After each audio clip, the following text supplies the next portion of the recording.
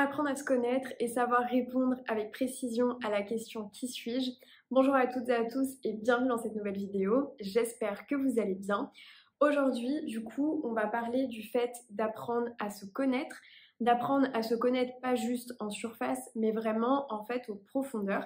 Savoir répondre à la question qui je suis, parce que je vois malheureusement trop de personnes qui ne se connaissent pas très bien, qui en fait ont une connaissance d'elles-mêmes qui reste, on va dire, en surface, ou alors qui en fait se connaissent mais n'arrivent pas véritablement à exprimer qui elles sont.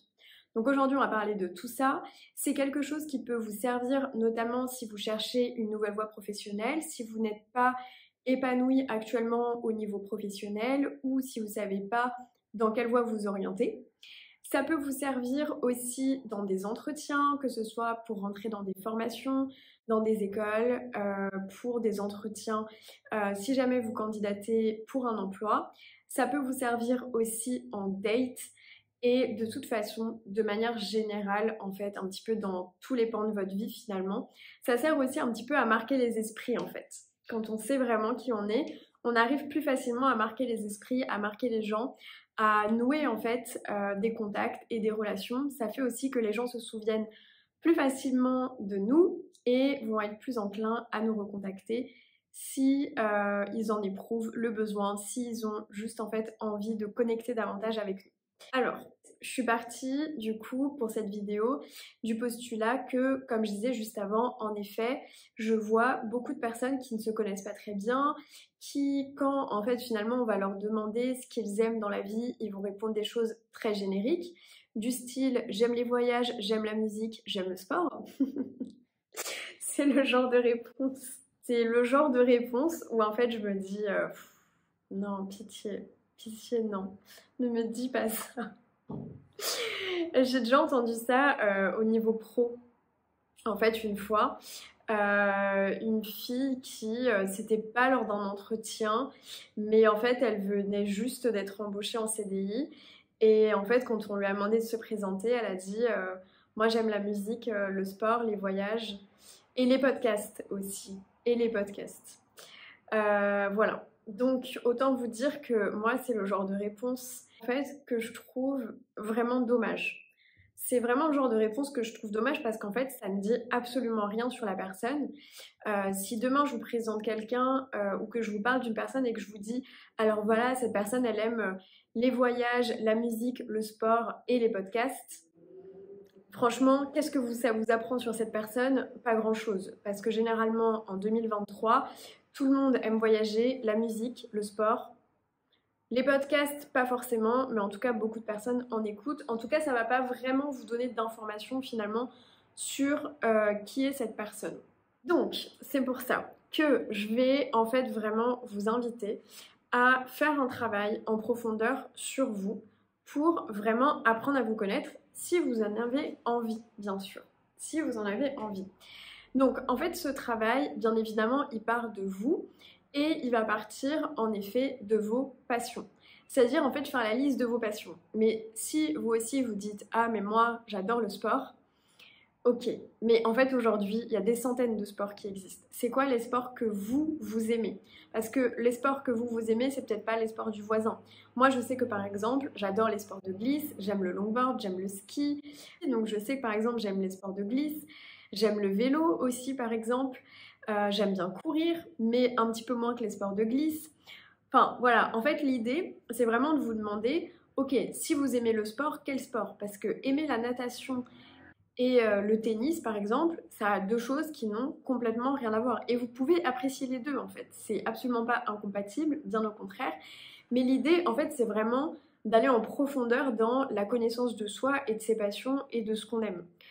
Par exemple, si je dis que j'aime cuisiner, c'est pas pareil que si je dis qu'en fait ce que j'aime c'est cuisiner les plats d'un pays en particulier, que j'apprécie la cuisine d'un pays en particulier, ou que j'adore par exemple préparer des burgers, plein de styles de burgers différents, ça n'a rien à voir. Ou j'adore préparer des sushis à chaque fois de différentes saveurs. Bref, en fait vous m'avez comprise, l'idée c'est vraiment d'être spécifique. Pareil, j'aime la musique. moi j'aime la musique, je suis sûre que mon voisin adore la musique, je suis sûre que vous aussi vous aimez la musique, mais en fait apprécier la musique, pareil, c'est hyper vaste, c'est hyper large. Est-ce que ce que vous aimez c'est aller à des festivals?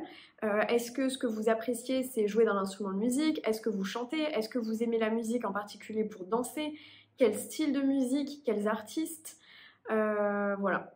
Ça va être en fait tout ce style de questions que j'aimerais en fait vraiment que vous vous posiez sur justement qu'est-ce que vous appréciez en fait véritablement, quelles sont en fait vos passions. Pareil, j'aime le voyage, quel style de voyage? Parce que voyager dans des hôtels 5 étoiles et apprécier la farniente et visiter par exemple, ça n'a rien à voir avec le fait d'apprécier des voyages d'aventure, et même dans les voyages on va dire un peu plus aventuriers, il y a plein de styles différents en fait.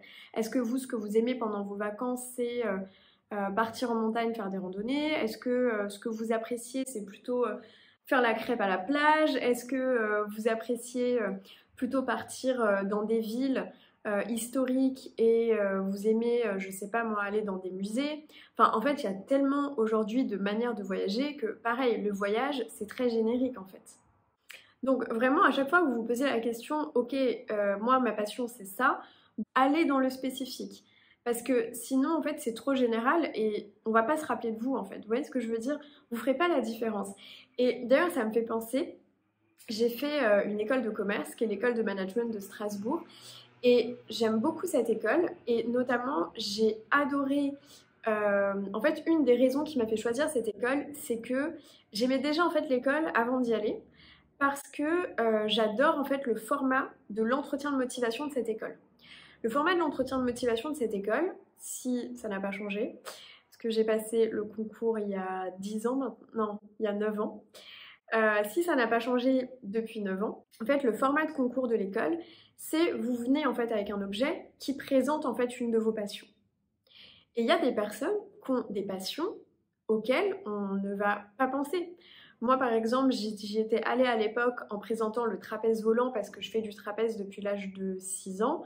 C'est un sport que je pratique quasiment plus aujourd'hui ou très très peu. Forcément, je me différenciais plus en parlant du trapèze volant que si j'avais parlé de la course à pied. Et en même temps, si on est passionné par la course à pied, il faut en parler aussi. On n'est pas obligé d'avoir forcément quelque chose qui sorte véritablement de l'ordinaire en fait. Il faut juste que ce soit vrai, que ce soit réel, que ce soit concret, que vous ayez en fait des choses à dire là-dessus, que ce soit en fait une véritable passion. Moi j'ai vu des personnes par exemple qui sont passionnées par la création de maquettes. C'est pas forcément une passion qui va être très courante, comme par exemple la course à pied aujourd'hui où il y a plein de gens qui font du running. Bah, en fait, c'est top en fait. Moi, je trouve ça top et je me rappelle, je crois qu'il y avait quelqu'un qui était venu avec une maquette à l'école pour présenter justement sa passion. Et c'est génial en fait, c'est génial. Donc c'est vraiment cette idée en fait de vous demander ce qui vous plaît, ce que vous en fait vous aimez le plus et qu'est-ce qui en fait vous différencie finalement des autres. Et vraiment, soyez spécifique, soyez vraiment le plus spécifique possible dans ces passions. Vous pouvez aussi par exemple noter les événements marquants. Si par exemple vous aimez un style de musique en particulier et qu'il y a 2 ans vous avez fait un concert avec un ou plusieurs artistes qui vous a énormément marqué, ben pareil en fait, faut le noter, faut l'écrire, parce que c'est comme ça aussi que vous allez vous encore apprendre encore plus à vous connaître. Et ce que je vous conseille de faire, si vraiment en fait vous voulez vraiment faire cet exercice, c'est en fait vous prenez une feuille, vous la mettez en format paysage, vous écrivez votre nom au milieu, vous faites un petit rond et après vous faites des petites flèches, un peu comme un soleil ou un petit peu comme un arbre ou une carte heuristique où en fait à chaque flèche vous allez écrire justement vos passions, qu'est-ce que vous aimez en fait le plus, et après en fait de chaque flèche vous allez en fait continuer à partir comme ça. Donc exemple, si je reprends mon exemple de la musique, après je refais une flèche, voilà les styles de musique que j'aime. Et ensuite, dans les styles de musique, bah, vous pouvez mettre aussi si vous jouez des instruments, si vous êtes allé à des concerts en particulier, si vous êtes allé à des festivals en particulier, etc., etc. Pareil, le sport, hyper généraliste, qu'est-ce que vous aimez dans le sport? Si je reprends aussi ce que je disais juste avant avec le podcast par exemple, quand la personne elle a dit podcast, en fait pour moi, dire j'aime écouter des podcasts, c'est comme dire j'aime regarder la télé en fait. C'est exactement la même chose, ou c'est comme dire j'aime regarder YouTube. Parce qu'en fait, des podcasts, il y en a sur des centaines de milliers de sujets différents qui n'ont absolument rien à voir avec les autres. Donc dire en fait, oui, moi ce que j'aime dans la vie c'est écouter des podcasts, encore une fois, ça veut tout et rien dire. Je suis désolée en fait, j'ai l'air assez indignée, mais parce que vraiment ce sujet me tient à cœur. Et franchement, quand j'entends des personnes qui me disent, moi ma passion c'est les podcasts, j'ai un podcast depuis 3 ans maintenant, ça fait un moment que j'ai pas publié dessus. Mais ma passion, c'est pas le podcast en fait. Ma passion, c'est le développement personnel, c'est l'entrepreneuriat. Vous voyez ce que je veux dire? En fait, c'est le sujet derrière le podcast. Voilà, donc dire je suis passionnée par le podcast, c'est comme dire j'aime YouTube ou j'aime regarder la télé. Ça veut absolument rien dire de vous. Également, dans la même thématique, vous pouvez aussi vous poser la question de ce que vous aimez le plus en termes de nourriture. Quels sont vos fruits préférés? Quels sont vos gâteaux préférés? Quels sont vos légumes préférés? Quelle est votre viande préférée si vous en avez une? Vos poissons préférés par exemple si vous en avez? Les gâteaux, etc. Genre les pâtisseries que vous aimez le plus. Parce que en fait ça aussi, c'est aussi vos goûts, ça montre aussi ce que vous aimez en fait finalement le plus également. On n'y pense pas forcément parce qu'on parle toujours des passions, etc. Mais la nourriture aussi, qu'est-ce que vous aimez le plus? Et j'entends souvent, vous savez, parfois vous avez des gens dans votre entourage qui vous disent qu'est-ce que tu veux manger ce soir, etc. Ça te dit qu'on se fasse un resto, qu'est-ce que tu as envie de manger? J'entends plein de gens qui disent oh je sais pas, oh comme tu veux, non mais t'inquiète c'est toi qui choisis. Mais vous avez des goûts en fait vous aussi. Exprimez-vous en fait. Voilà en fait vous avez une personnalité et il faut en fait exprimer cette personnalité aussi au travers de vos goûts en matière de nourriture. Aussi à travers vos goûts en matière de nourriture. C'est hyper important. Pareil, les vêtements, qu'est-ce que vous aimez porter? Est-ce que vous aimez porter des vêtements amples? Est-ce que vous aimez porter des vêtements serrés? Est-ce que vous aimez porter des vêtements de couleur claire? Est-ce que vous aimez plutôt porter des vêtements de couleur foncée? C'est quoi vos matières préférées? C'est quoi vos coupes préférées? C'est quoi vos marques préférées? Ça aussi, en fait, je trouve que c'est important. Parce que voilà, ça constitue aussi qui vous êtes, votre style vestimentaire. J'en ai fait d'ailleurs toute une vidéo. Également, quels sont vos lieux préférés? Quels sont les paysages que vous préférez? Que ce soit pour le voyage, pour habiter, etc. etc. Quels sont, parmi tous les endroits où vous êtes allés dans le monde, quelles sont vos villes préférées dans le monde, les endroits que vous avez préférés? Moi, par exemple, je sais que j'adore les forêts qui se trouvent dans les Landes, j'adore la ville de Rio de Janeiro. Voilà, en fait, j'ai des lieux comme ça que j'aime beaucoup. Il y a des lieux dans Paris que j'apprécie particulièrement.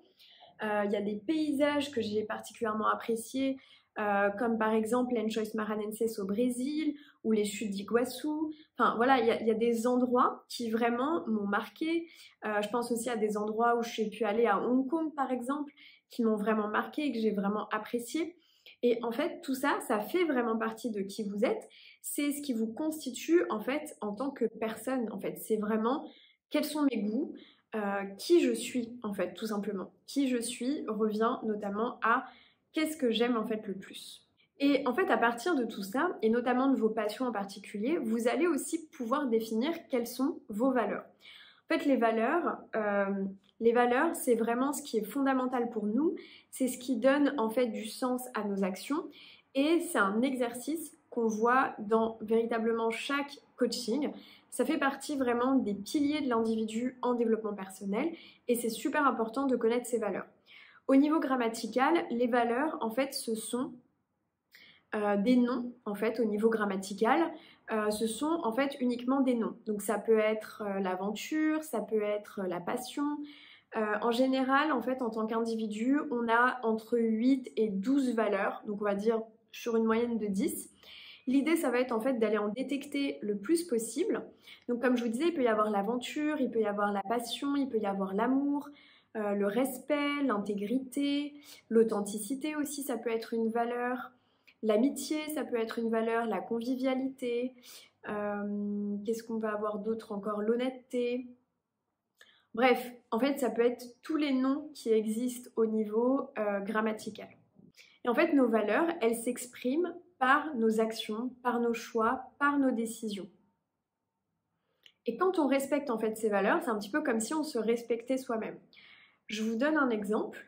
Si par exemple pour vous, une de vos valeurs fondamentales c'est la convivialité, très certainement que vous l'exprimez dans plein de domaines de votre vie, c'est-à-dire au niveau familial, amical, professionnel. La convivialité, ça peut être par exemple pour vous le fait au travail d'organiser régulièrement des déjeuners avec vos collègues, d'aider dans l'organisation des pots de départ, parce qu'en fait pour vous ça va être des moments conviviaux. Ça va être le fait aussi peut-être d'organiser régulièrement des moments conviviaux avec vos amis, avec votre famille, d'organiser des anniversaires par exemple.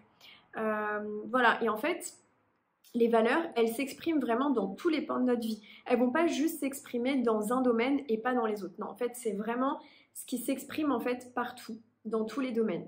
Je vous donne un autre exemple. Si par exemple, une de vos valeurs, c'est l'aventure, peut-être que pour vous, ce qui est plus fait pour vous, du coup, dans ces cas-là, au niveau professionnel, ça peut être l'entrepreneuriat, parce que l'entrepreneuriat, c'est vraiment l'aventure avec des montagnes russes très très régulièrement. Ça peut être aussi que vous aimez les voyages où il y a beaucoup d'aventures, où vous allez à chaque fois faire des choses nouvelles. Ça peut être aussi relié au sport, par exemple. Ça peut être aussi...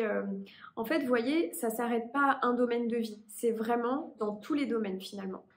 Donc, en fait, pour trouver vos valeurs, vous devez en fait vraiment partir de vos passions et en fait trouver les mots, on va dire, un petit peu connecteurs autour de tout ça. Ce qui est vraiment en fait fondamental vraiment pour vous et qui s'exprime dans tous les domaines de votre vie. Les valeurs, c'est vraiment ce qui va être fondamental pour nous, c'est ce qui donne en fait du sens à nos actions et donc ça va être en fait ces petits mots que vous allez réussir à retrouver. Souvent, c'est des mots aussi qu'on va prononcer assez souvent dans des discussions.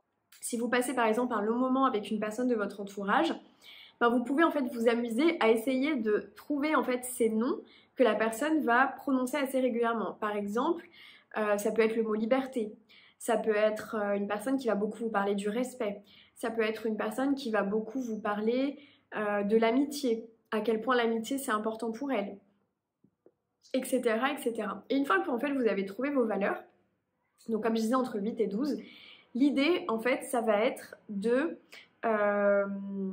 mettre une note en fait à ces valeurs qui va de 0 à 10. Donc on part du principe que toutes vos valeurs elles sont fondamentales pour vous exactement de la même manière. En fait cette note de 0 à 10 c'est pour évaluer à quel point cette valeur elle est nourrie aujourd'hui dans votre vie. Plus vous vous approchez du 0, plus cette valeur elle est en famine, plus vous vous approchez du 10 et plus elle est nourrie. Je vous donne un exemple. Si par exemple une de vos valeurs fondamentales c'est la passion, les passions de manière générale, que pour vous, vous êtes une personne passionnée, que les passions c'est quelque chose d'extrêmement important pour vous, ou la passion de manière générale, et que du coup par exemple vos passions elles s'expriment, l'idée en fait ça va être du coup d'exprimer la passion dans tous les domaines de votre vie, c'est-à-dire à la fois en amour mais aussi en amitié, dans la famille, que votre passion devienne votre métier, etc., etc. Et en fait, l'idée du coup, ça va être de voir à quel point aujourd'hui vos passions, elles sont nourries dans votre vie sur une échelle de 0 à 10. Forcément, plus vous vous rapprochez du 10, mieux vous vous sentez, plus vous êtes proche du 0 et moins bien vous allez vous sentir. Autre exemple avec le respect, si le respect c'est quelque chose de très important pour vous et que vous avez vraiment l'impression que vous mettez tout en œuvre pour respecter les autres, que ça c'est super important pour vous, etc. Mais que par exemple vis-à-vis de vous-même, vous vous rendez compte que vous ne vous respectez pas trop, par exemple en faisant des heures supplémentaires au travail alors que vous n'avez pas envie de les faire, mais que vous n'arrivez pas à dire non, c'est un exemple, en fait dans ces cas-là, peut-être que la valeur respect pour vous elle va être à 5 sur 10 par exemple. Et l'idée, en fait, ça va être au maximum de se rapprocher du 10. Et pour, en fait, se rapprocher du 10, l'idée, en fait, ça va être de faire des actions pour vraiment être au maximum, au plus proche du 10 sur 10 tout le temps. Parce que c'est comme ça, en fait, que vous allez vous sentir bien. Et chaque individu a ses propres valeurs. Les valeurs, en fait, c'est vraiment quelque chose de personnel. Donc, pour trouver vos valeurs, vous pouvez partir de vos passions, de ce qui vous passionne, de ce qui vraiment vous transporte, vous met dans le flow. Vous pouvez aussi partir de ce que vous détestez. Exemple, vous détestez l'injustice, il est probable qu'une de vos valeurs soit la justice, par exemple.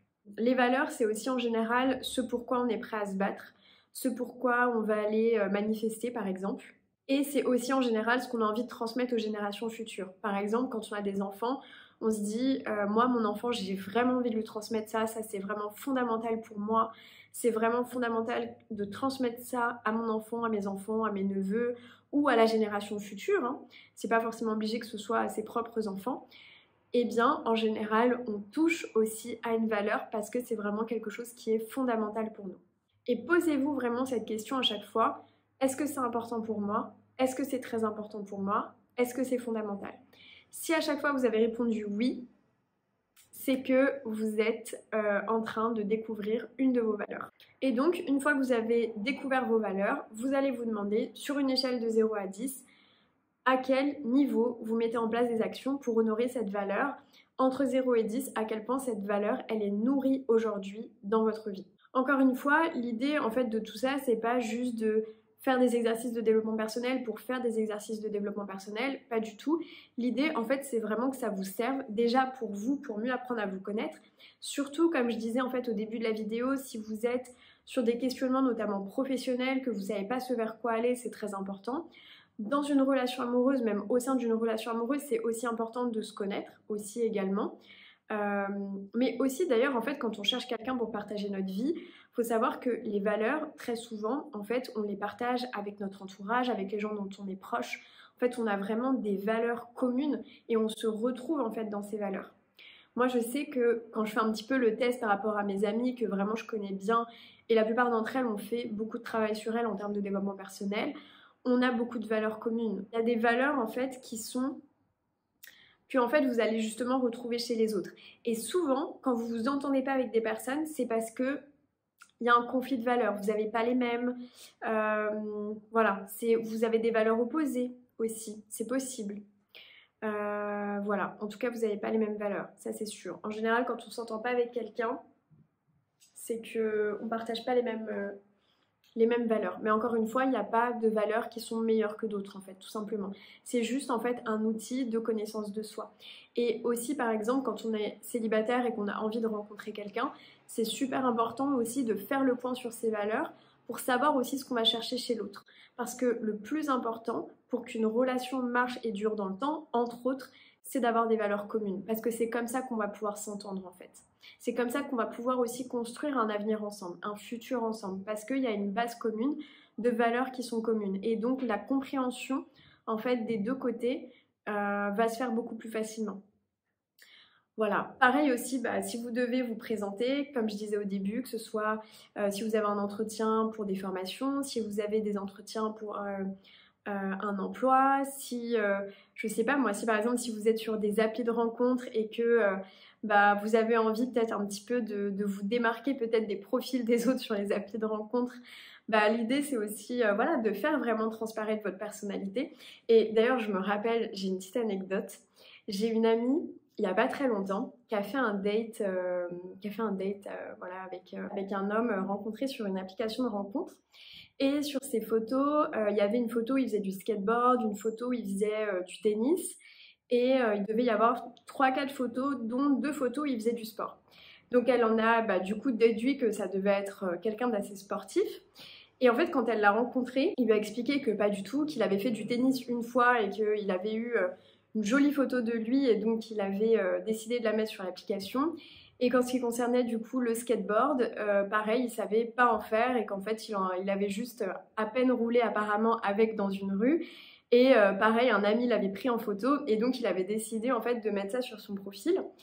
Et pour pousser en fait l'anecdote jusqu'au bout, le lendemain, elle avait prévu en fait de faire une sortie assez sportive qui durait toute la journée. Et en fait, il s'est moqué d'elle en lui disant ha ha ha, moi je penserais bien à toi quand je serais posée sur mon canapé. Franchement, j'aimerais pas du tout être à ta place.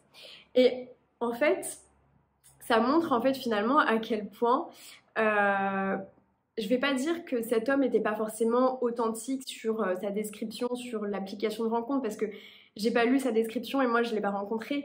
Mais en tout cas, en fait, ce qu'elle me disait, c'est qu'elle s'est faite une image de lui à travers ses photos de quelqu'un d'assez sportif et qu'en fait, finalement, quand elle l'a rencontré, c'était absolument pas le cas. Et d'ailleurs, il disait même qu'il appréciait pas finalement le sport plus que ça jusqu'à se moquer d'elle vis-à-vis de la journée sportive qu'elle allait faire le lendemain.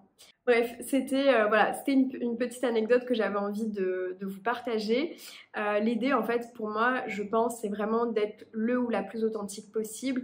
Et plus, en fait, vous allez aller loin dans cette recherche, en fait, de vos passions et de ce que vous aimez vraiment, plus vous allez marquer les esprits, en fait, dans la tête des gens, plus les gens, quand ils vont penser à vous, ils vont penser à 3-4 mots comme ça, ils vont se dire ah oui, un tel, ben oui, lui c'est celui qui fait ça et qui fait ceci, etc., etc. Et en fait, vraiment, plus vous allez marquer en fait les esprits, plus vous allez marquer les esprits et aussi également plus vous en fait vous allez pouvoir avancer, savoir vers quel type de personne vous avez envie d'aller, vers quel type de job vous avez envie d'aller, comprendre aussi peut-être ce pourquoi vous avez des divergences aussi avec certaines personnes de votre entourage. Et voilà, de manière générale, les valeurs, c'est un outil qui est top et qui ne peut que vous aider. Écoutez, j'espère que cette vidéo vous a plu. Prenez bien soin de vous. Je vous fais plein de gros bisous et je vous retrouve très bientôt dans la prochaine vidéo. Bye bye.